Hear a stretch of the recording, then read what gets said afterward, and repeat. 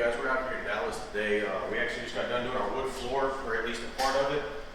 This was our flood job we were working on. We actually had to dry everything out, do our new layers of subfloor, rip out the old water damaged subfloor.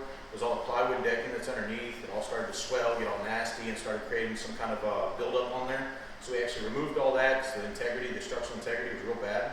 So we actually put down new plywood decking on the floor. And then of course here's our, once we did the underlayment, here's our new oak wood floors in here. As you can tell, you got your oak, tongue and groove. So this gets put in, and they staple it down, nail it down in certain sections. So right now we're mainly waiting on the acclimation of it, because wood floors, of course, you can't put them in and get ready to stain them all within the same couple days.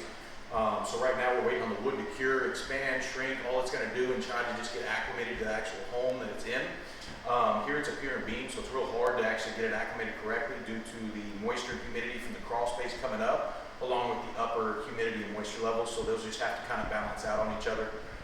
So anyways, right now we're going to be checking the moisture levels on this throughout the week, and then hopefully come Monday we're ready to go.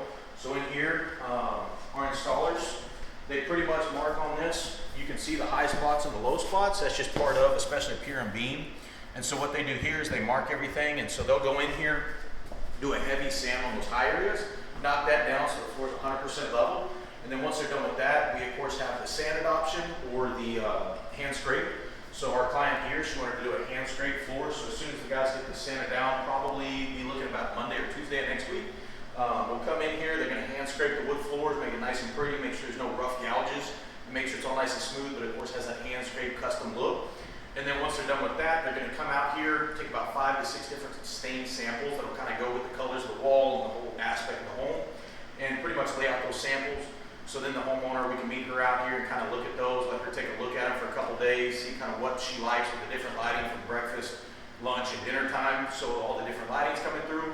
Once she picks her stain, then of course we got a couple different options for clear coats. We got our mats, we got our mats, and then of course more of a high sheen style clear coats on there. So we got water-based, oil-based, stuff like that. So depending on the customer with kids, dogs, animals, depending on the move-in time, or if they can stay out of their house for a couple weeks, we can usually do a nicer stain or a finish. But if it's not, then we can use a good water-based stain.